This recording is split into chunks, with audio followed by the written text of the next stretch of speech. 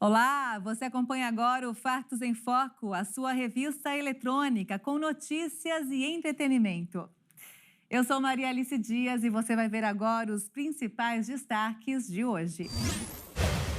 Pesquisa mostra que 7 em cada 10 brasileiros já vivenciaram pelo menos um evento extremo associado às mudanças climáticas. Seguir uma dieta vegana por 8 semanas já é o suficiente para melhorar a saúde cardiovascular.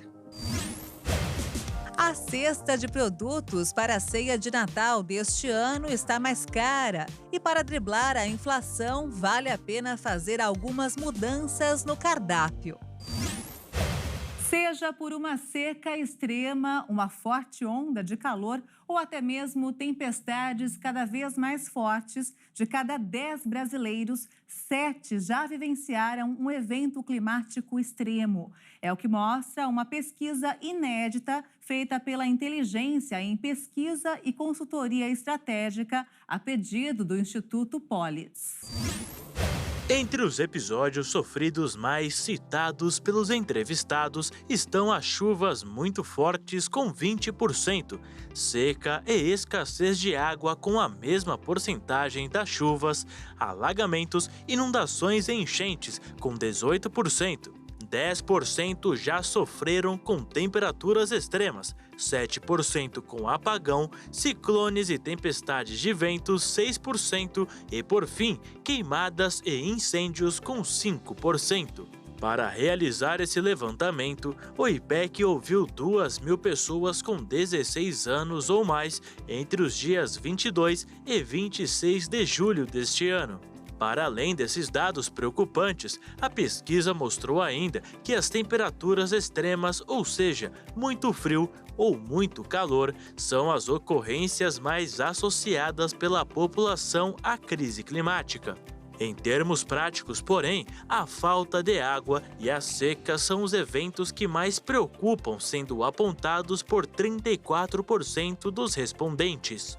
Ainda de acordo com a pesquisa, as apreensões variam de acordo com a classe e a cor dos entrevistados.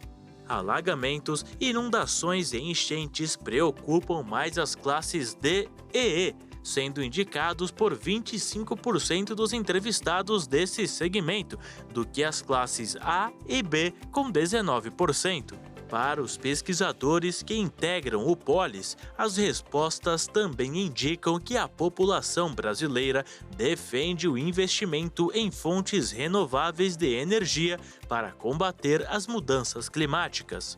A pesquisa indica de forma inédita que existe uma tendência de custo político cada vez mais elevado se o caminho das decisões governamentais continuar sendo no investimento de fontes não renováveis. Isso porque os números do levantamento ainda mostraram que os brasileiros querem investimento prioritário em fontes renováveis e entendem essa decisão como fundamental para combater as mudanças climáticas. A pesquisa, encomendada pelo Instituto Polis com apoio do Instituto Clima e Sociedade, tem uma margem de erro de 2 pontos percentuais, para mais ou para menos, e o índice de confiança de 95%. E as variações do clima já estão impactando a agricultura brasileira e a sociedade já sente os reflexos na hora de fazer as compras do mês. A Universidade Mexicana analisou 33 países da região. O estudo atribui a gravidade das mudanças climáticas aos governos, que não têm a visão e a vontade de mudar e fortalecer suas instituições e políticas ambientais. No Brasil, mais de 500 mil de pessoas migraram internamente para outras regiões, sendo o primeiro da lista de deslocamento causado pelas mudanças climáticas. O Haiti aparece em segundo lugar, com 220 mil pessoas. Cuba vem em seguida, com 194 mil. Conforme a estimativa do Banco Mundial, mais de 216 milhões de pessoas poderão se deslocar internamente em seus países até 2050. Do total, 17 milhões são da América Latina.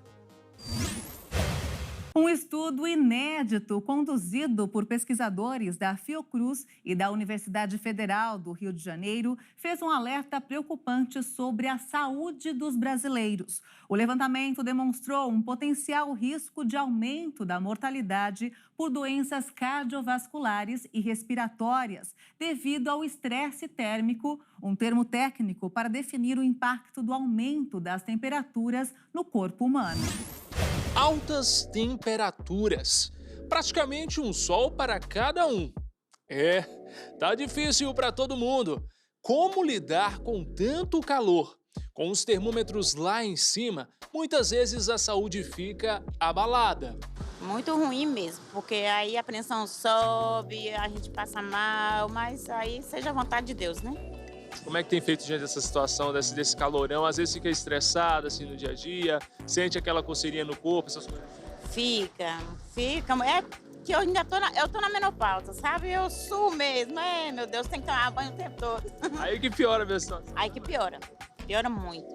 Assim, tá calor, mas é melhor do que o frio, porque o calor você consegue ir na piscina, consegue ir no rio, se refrescar, né?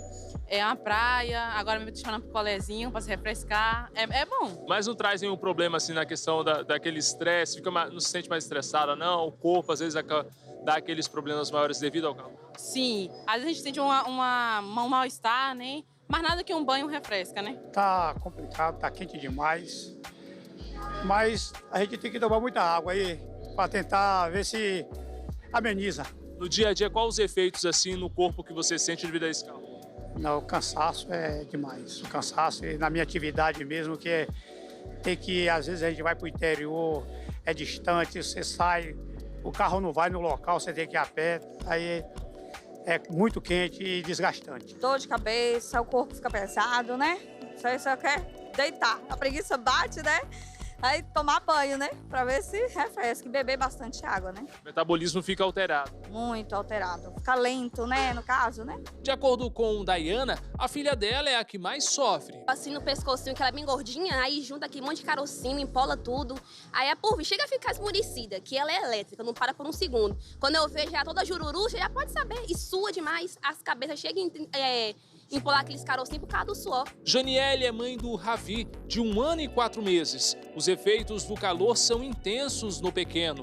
Ele se irrita bastante, né? Aí no dia a dia, assim, é sempre bom, bastante água, né, pra ele. Ele é bem estressadinho, assim, como toda criança, né? Ele começa a espernear, quer tirar roupa, quer brincar com água. Ele é desse jeito, ele, olha só. Com esse calor, esteja atento a uma condição denominada estresse térmico.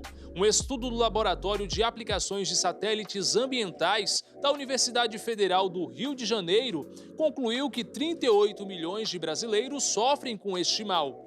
De acordo com o médico pediatra e alergista, crianças são as mais afetadas. O estresse térmico é a quebra do equilíbrio entre a temperatura externa e a temperatura que o corpo da criança tenta manter através de alguns mecanismos. Quais são esses mecanismos que são quebrados quando acontece o estresse térmico? A criança tem menos glândulas sudoríparas do que o adulto e essas glândulas, além de serem em menor número, também funcionam menos. O coração não tem a mesma capacidade de função que o adulto, então o sangue que é levado para a pele para justamente dissipar esse calor vai em menor quantidade e 1% de desidratação na criança já faz com que a criança pare de suar. Então, é uma série de combinações que afeta principalmente crianças. Outros grupos também, como grávidas e idosos. Pais ou responsáveis estejam atentos aos sintomas. Podem aparecer erupções cutâneas, são pequenas, o famoso brotoejo, que aparece ao redor do pescoço, tanto no tórax quanto nas costas, isso em crianças pequenas. Pode aparecer também na área de fraldas, a criança pode ficar com náuseas, com diarreia, com vômitos, com dores de cabeça. E um fator super importante para os pais não perderem em conta e sempre controlar é a cor e a quantidade de urina que a criança faz. Nos pequenininhos é fácil, é só olhar a fralda se a urina mancha a fralda ou não. Geralmente fica transparente. Se manchar é um sinal de que está com pouca hidratação, pode estar intermando, pode estar entrando em estresse. em estresse térmico. Hábitos de proteção contra o sol devem ser adotados no dia a dia. Hidratar constantemente, oferecer água um pouco além do que é oferecido no dia a dia. Não esquecer nunca do bom e velho banho frio. O banho frio diminui bastante a temperatura da criança e tem um efeito muito bom protetor contra o estresse térmico. Florianópolis é a segunda cidade mais populosa do estado de Santa Catarina. Hoje, com mais de 500 mil habitantes, a capital catarinense, conhecida pelas grandes construções e destinos turísticos, mudou muito do que costumava ser em um passado não tão distante. Acompanhe. Com infraestrutura para visitantes e moradores desfrutarem das praias e infinitas belezas naturais da região, décadas atrás, Florianópolis tinha ares de alguma forma mais provincianos. Sem o aterro da Baía Sul, o mercado público funcionava como uma espécie de marco zero, com a chegada de embarcações diretamente em sua construção histórica. Também na região central, locais como a Praça 15 e a Rua Felipe Schmidt já serviam como pontos de encontro dos manezinhos. Nos anos seguintes, os aterros na Baía Sul, novas vias e pontes consolidaram a expansão da área central da capital. Nos extremos da ilha, destinos hoje famosos como Santo Antônio de Lisboa, Lagoa da Conceição e o sul da ilha eram paisagens quase intocadas. A badalada Jurerê também tomou forma apenas a partir da década de 1970. Após o loteamento da região, a época integrada à Praia do Forte. Enquanto isso, no continente, era em pontos como a Praia de Coqueiros que ocorriam os registros de praia lotada nos dias de calor. Seguir uma dieta vegana por 8 semanas já é o suficiente para melhorar a saúde cardiovascular. O fato foi descoberto por uma pesquisa realizada pela Stanford Medicine. Para realizar o estudo, foram selecionados 22 pares de gêmeos idênticos, ou seja, 44 participantes. Todos eles faziam parte de um banco de dados da universidade por serem saudáveis e não possuírem doenças cardiovasculares pré-existentes. Cada um deles adotou uma dieta vegana, sem carne ou produtos de origem animal, como ovos ou leite, enquanto o outro adotou uma dieta com frango, peixe, ovos, queijo, laticínios e outros alimentos de origem animal. Ambas as dietas saudáveis e balanceadas. Nas 4 primeiras semanas de observação, os participantes receberam suas refeições prontas e nas últimas 4 semanas eles prepararam suas próprias refeições. O nível de colesterol LDL, considerado ruim, caiu mais para os veganos em comparação aos da outra dieta no final do estudo. Os participantes veganos também mostraram uma queda de cerca de 20% na insulina em jejum e perderam em média 4 quilos a mais que os onívoros. Com o estudo, os pesquisadores conseguiram limitar as diferenças causadas pela genética e por escolhas de estilo de vida, para conseguir quantificar os benefícios para o coração de uma dieta vegana em comparação a uma dieta convencional. Assim, os resultados mostraram que, pensando na longevidade, a maioria das pessoas se beneficiaria se adotasse uma dieta baseada em vegetais. Um novo estudo sugere que o ChatGPT não pode ser útil para encontrar respostas a perguntas médicas.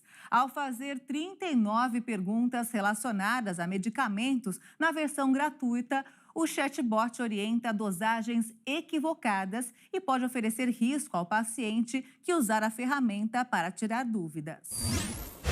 Pesquisadores da Universidade Americana de Long Island fizeram as perguntas e depois compararam as respostas com respostas reais escritas e revisadas por farmacêuticos treinados. O estudo descobriu que o ChatGPT forneceu respostas precisas para apenas cerca de 10 perguntas, ou cerca de 1/4 do total. Para as outras 29 perguntas, as respostas estavam incompletas ou imprecisas, ou não abordavam as questões. As descobertas foram apresentadas durante a reunião anual da Sociedade Americana de Farmacêuticos de Sistemas de Saúde em Anaheim, na Califórnia. O chatbot experimental da OpenAI foi lançado em novembro de 2022 e se tornou o aplicativo de consumo de crescimento mais rápido da história, com quase 100 milhões de pessoas registradas em menos de 2 meses. Dada essa popularidade, o interesse dos investidores foi despertado pela preocupação de que os seus estudantes, outros farmacêuticos e consumidores comuns recorressem a recursos como o ChatGPT para explorar questões sobre os seus planos de saúde e medicação. Em uma questão, por exemplo, os pesquisadores perguntaram ao ChatGPT se o medicamento antiviral Covid-19, Paxlovid, e o medicamento para baixar a pressão arterial, Verapamil, reagiam entre si no corpo. O ChatGPT respondeu que tomar os 2 medicamentos juntos não produziria efeitos adversos. Na realidade, as pessoas que tomam os 2 medicamentos podem apresentar uma grande queda na pressão arterial, o que pode causar tonturas e desmaios. Para os pacientes que tomam ambos, os médicos muitas vezes criam planos específicos para o paciente, incluindo a redução da dose de Verapamil ou alertando a pessoa para se levantar lentamente da posição sentada. A orientação do ChatGPT teria colocado as pessoas em perigo. A equipe de pesquisa não conseguiu encontrar uma taxa de conversão de dose cientificamente estabelecida, mas o ChatGPT apresentou uma taxa de conversão única e citou orientações de 2 organizações médicas, disse ela. No entanto, nenhuma das organizações fornecem qualquer orientação oficial sobre a taxa de conversão da dose. Na verdade, o fator de conversão sugerido pelo ChatGPT nunca foi estabelecido cientificamente. O software também forneceu um exemplo de cálculo para a conversão de dose, mas com um erro crítico. Misturou unidades ao calcular a dose oral, prejudicando a recomendação de dose. Um porta-voz da OpenAI, a organização que desenvolve o ChatGPT, disse que aconselha os usuários a não confiarem nas respostas como substitutos de aconselhamento ou tratamento médico profissional. O porta-voz apontou para as políticas de uso do ChatGPT, que indicam que os modelos do OpenAI não são ajustados para fornecer informações médicas. A política também afirma que os modelos nunca devem ser utilizados para fornecer serviços de diagnóstico ou tratamento para condições médicas graves.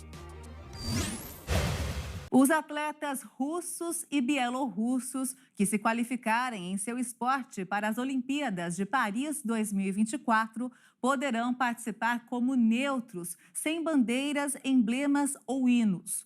A informação foi divulgada pelo Comitê Olímpico Internacional.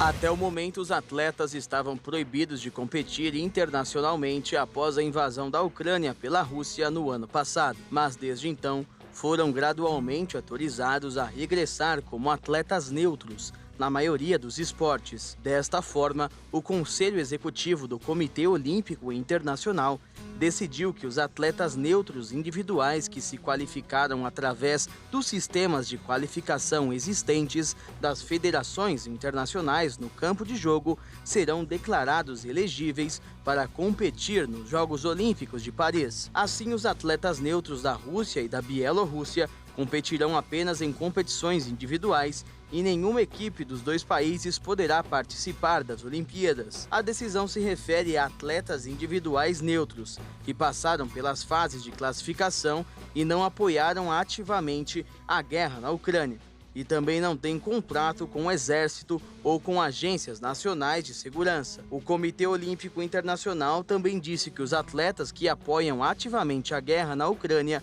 não estão sujeitos a essa regra. Até o momento, dos 4.600 atletas qualificados para os Jogos de Paris, 8 eram russos e 3 eram bielorrussos.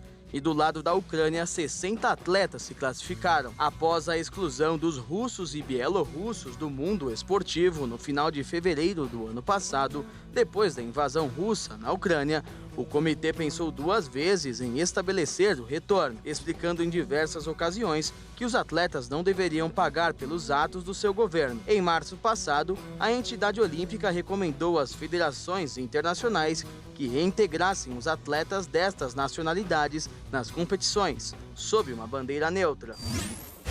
O Morro da Formiga, no Rio de Janeiro, está sendo reflorestado e com o toque de jovens que aceitaram um compromisso ecológico. A educação ambiental é feita exclusivamente com árvores da Mata Atlântica. Vamos ver. A consciência ambiental encontrou abrigo com o projeto Formiga Verde, no Morro da Formiga, na zona norte do Rio de Janeiro. Criado há 1 ano, o projeto Formiga Verde é responsável neste período pelo plantio de 2.000 mudas de árvores nativas e frutíferas da Mata Atlântica, através de um trabalho realizado com alunos da Escola Municipal Brito Broca. Ali são ministrados aulas de educação ambiental, onde ensinamentos semanais com voluntários do projeto. O local é vizinho ao Parque Nacional da Tijuca e as crianças e adolescentes aprendem a cuidar, conservar e até reflorestar a mata. Eles também conhecem sobre a importância de sustentabilidade e sobre plantar e colher para ter uma refeição mais saudável. De maneira prática, eles sabem mais sobre ecossistemas e sobre o mundo. A iniciativa ainda criou viveiros de mudas, além de ter formado 3 agentes ambientais remunerados, moradores da comunidade, que agem, entre outras situações, em prol da preservação da natureza na região em que vivem. E uma outra cidade de Santa Catarina é tão apaixonada por X-salada que resolveu, por meio de um projeto de lei, transformá-lo em patrimônio imaterial. Cheio de toques especiais, o tradicional lanche virou até refeição na hora do almoço. Olha só.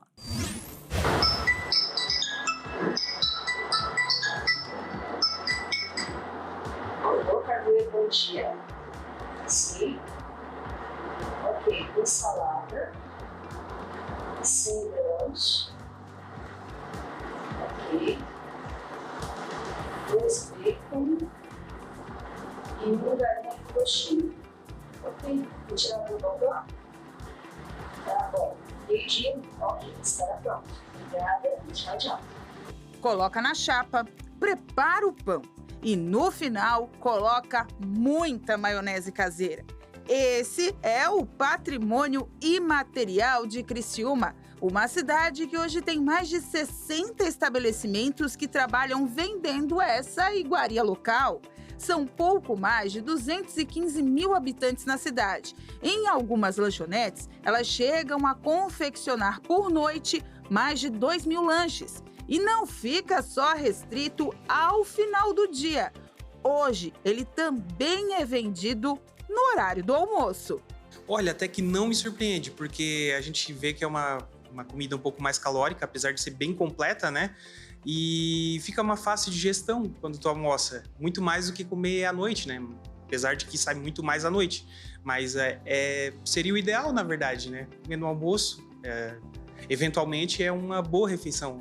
Sem um local específico de origem, a cidade adotou o X-salada e é o lanche preferido dos consumidores jovens. Ele chegou ao sul catarinense em meados da década de 80. O Simon hoje é empresário do ramo, mas essa paixão pela venda da iguaria criciumense começou lá atrás, na adolescência. O X, a carne, a maionese caseira, que é a marca registrada, ela realmente fez parte da nossa história. Minha mãe também já trabalhou com isso, minha mãe e meu pai, lá no início dos anos 90. Cada um tem o seu segredinho para deixar o lanche mais atrativo, mas o importante é seguir as regras básicas, como o pão, a salada e, é claro, os grãos e o toque especial, a maionese caseira. Tem um segredo no preparo. A nossa é um pouquinho diferente, vai ver as imagens, ela tem uma consistência um pouquinho diferente da maioria. Mas é porque a receita foi sendo aperfeiçoada, a gente teve que estudar um pouquinho. Eu peguei uma receita lá do início, como falei, dos anos 90, mas eu tive que aperfeiçoar, fazer um pouquinho diferente, colocar o meu toque ali, com a ajuda da minha esposa, a gente conseguiu fazer algo um pouquinho melhorado. Então, Os nossos amigos costumam dizer assim, a maionese caseira é tão boa que dá para comer qualquer coisa, até com doce. De acordo com a preposição da lei que tornou o X-Salada Criciumense uma marca na cidade, o objetivo é reforçar o setor de lanchonetes do ramo, incluí-lo também em atrações turísticas na cidade e passar a seguir padrões, como a linguiça de Blumenau, o cachorro-quente de Sorocaba, e tornar mais atrativo e atiçar a curiosidade de quem visita Criciúma. Com gostinho, sem gostinho, no almoço ou no jantar, na lanchonete ou em casa, o X-Salada Criciumense tem a marca e a cara da cidade.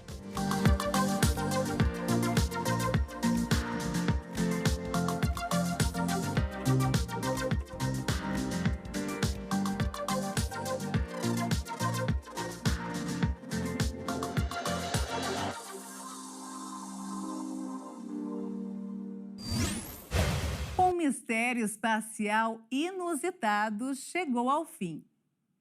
Um tomate produzido em um experimento na Estação Espacial Internacional desapareceu há 8 meses e um astronauta da NASA era o principal suspeito de ter devorado a fruta. Vamos ver. O tomate, da variedade Red Robin, media apenas 2,5 cm de diâmetro e foi colhido em março durante o experimento VEG-05, e cada astronauta na estação recebeu pacotes com amostras dos frutos. Francisco Frank Rubio, confiante de ter selado o tomate onde deveria, flutuou para longe e desapareceu antes que pudesse experimentá-lo. Mas antes da descoberta do paradeiro da fruta, o astronauta se tornou a figura central em uma investigação descontraída que levou meses para ser resolvida. Aliás, Rubio disse que provavelmente gastou de 8 a 20 horas de seu tempo livre procurando por aquele tomate. Felizmente, o mistério foi resolvido, mas como o tomate foi encontrado e nem seu estado físico foram detalhados. Afinal, como a umidade na estação é bem baixa, o tomate provavelmente se desidratou e ficou irreconhecível. Desaparecimentos à parte, Rubio declarou durante uma entrevista à NASA neste ano que estudar o crescimento do tomate foi um dos seus projetos científicos favoritos na ISS. Este mês é especial para o letreiro mais conhecido do mundo, o de Hollywood. As famosas letras que se estendem sobre uma cordilheira de quase 570 metros completa 100 anos.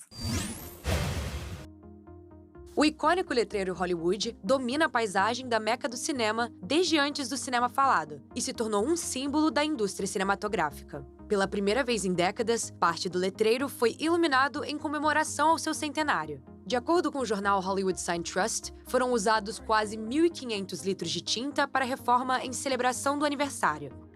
O letreiro passou por grandes reformas ao longo dos anos. Em 1923, o nome original erguido era Hollywoodland, como anúncio de um empreendimento imobiliário de luxo. Mas na década de 1940, as letras já pareciam um pouco desgastadas e os moradores pediram à prefeitura para derrubá-lo. A Câmara de Comércio de Hollywood interveio e se ofereceu para reformar o letreiro. Mas as últimas 4 letras tiveram que desaparecer. O letreiro devia representar toda a cidade, não apenas uma parte. Em 1949, o letreiro recém-restaurado dizia simplesmente Hollywood, como conhecemos hoje. Nos anos 1970, as 3 décadas de sol e chuvas haviam danificado as famosas letras de madeira e com 15 metros de altura. Desde então, as letras substitutas ficaram mais compactas, com 13,5 metros, e feitas de aço. E olha só, um menino amazonense de apenas 10 anos foi aprovado no vestibular da Universidade do Estado do Amazonas e conseguiu uma vaga para o curso de licenciatura em matemática. Acompanhe. Luan Gabriel Aguiar Gama tem apenas 10 anos e acabou de terminar o 5º ano do ensino fundamental. Mas apesar da pouca idade, o mini gênio sonha alto. Luan é apaixonado por geografia e matemática. O amor pelos estudos é seu companheiro desde o berço. Quando tinha apenas 3 anos de idade, ele já sabia ler e aos 4 anos começou a resolver suas primeiras operações matemáticas, para a surpresa de toda a família. As boas notas na escola e a vontade de estudar fizeram com que o garoto se inscrevesse em um cursinho preparatório para vestibular. Após estudar o ano inteiro, o menino realizou a inscrição na prova da universidade apenas para testar seus conhecimentos. Mas de tão inteligente que é, o que era apenas um teste virou aprovação. Sua nota final foi de 46,197, condição que lhe rendeu a 13ª posição entre os vestibulandos. Na redação, o menino deu um show e falou sobre a democracia. De acordo com avaliadores, ele explicou perfeitamente o sentido da democracia e falou sobre a crise da democracia contemporânea e até citou uma autora super renomada.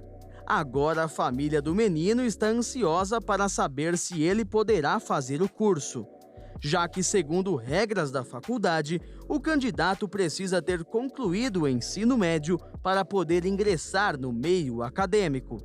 Mesmo se não conseguir ingressar na faculdade neste momento, Luan sabe que, com muita dedicação, poderá repetir o feito no futuro. Os globos de vidro com neve artificial são um dos clássicos desta época do ano. E uma família austríaca fabrica esses objetos de decoração desde o século passado. Os objetos são exportados para vários países e já foram vendidos até para presidentes americanos.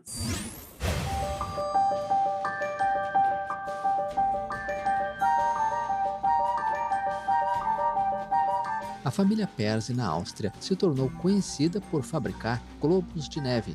É uma história que começou há muito tempo atrás.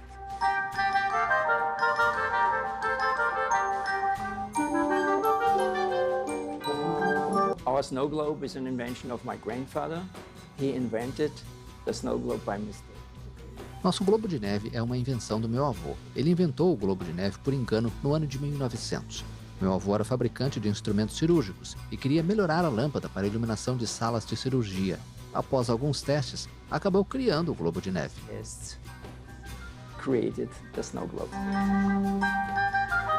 O avô dele encheu um globo de vidro com água para aumentar a convergência da luz em um ponto mais preciso.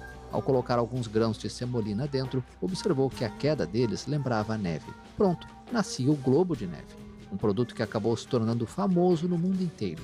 Entre os clientes da empresa estão os ex-presidentes americanos Bill Clinton e Barack Obama. A empresa tem 50 funcionários e agora está ocupada entregando pedidos de final de ano. São feitos 200 mil globos de neve por ano. 80% são exportados para os Estados Unidos e o Japão.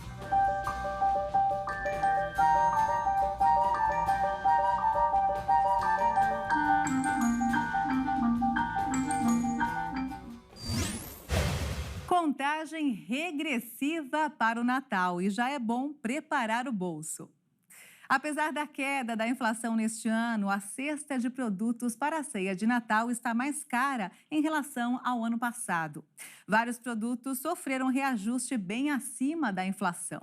Mas a boa notícia é que dá para comemorar fazendo algumas mudanças no cardápio. Vamos ver. Prateleiras lotadas e muitas opções, mas escolher os produtos do Natal deste ano ficou mais difícil.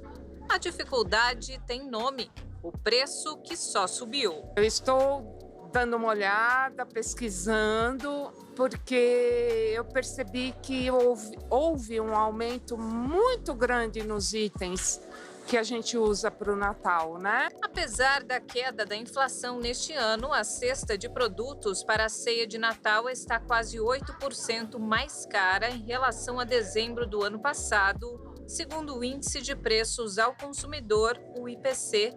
Em 2022, o preço médio da cesta com 15 itens custava R$ 383,80. Agora está R$ 413,53. Ele que dá um toque especial na comida, o azeite foi o que mais encareceu. O aumento chega a 35%. Em seguida, vem o peru e o bacalhau, ambos com 15,5% de aumento. O azeite eu já não vou levar o extra virgem, vou levar um bem inferior, que é um bem parecido. Tá caro, hein? Bastante.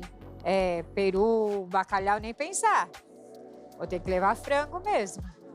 Muita coisa aí a gente vai ter que poupar. Por enquanto, seu carrinho tá assim, vazio. Vazio, tô olhando só. Só pesquisando para saber o que vai levar para casa. Sim, hoje eu vim assim só pegar o básico, depois venho para fazer a compra de Natal. O bacalhau está ainda mais salgado este ano. Essa peça nobre aqui, ó, 800 gramas, está saindo por R$ 217,28. Mas os apaixonados por churrasco vão ter vantagem. Olha só, o filé mignon teve queda de 11%, o lombo suíno de 10% e a picanha 4%. Eu espero que tenha uma redução aí no preço dos assados, né? Da tender, chester. Ainda estou pesquisando.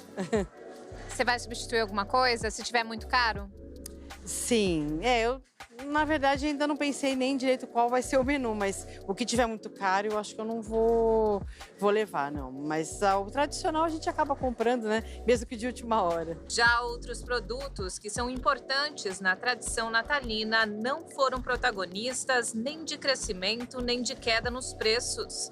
É o caso do panetone. Uma coisa é fato, o consumidor muda de comportamento conforme a economia muda de humor. Então, na hora de encher o carrinho, vale a pena pesquisar pelo melhor preço, substituir alguns produtos e não deixar para a última hora. Você vai fazer a ceia, você sai de casa com uma lista já do que você precisa? Com certeza sim. Facilita? Nossa, muito, porque senão você acaba, né, gastando muito mais do que se tem. Esse ano, então, o Natal vai ser mais enxuto. Ah, com certeza, vai ser bem mais enxuto. Servir à mesa é quase sempre um exercício de manobras. Cada um vai levar um prato, todo ano nós fazemos um menu e aí, olha, você vai levar esse e uma sobremesa. Então, cada um vai levar um prato, ajuda isso no orçamento? Sim, sim.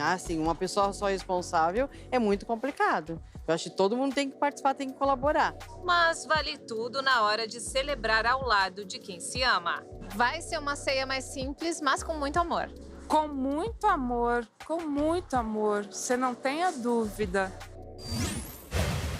E o Fatos em Foco fica por aqui. Se quiser rever as reportagens desta edição, acompanhe as nossas redes sociais.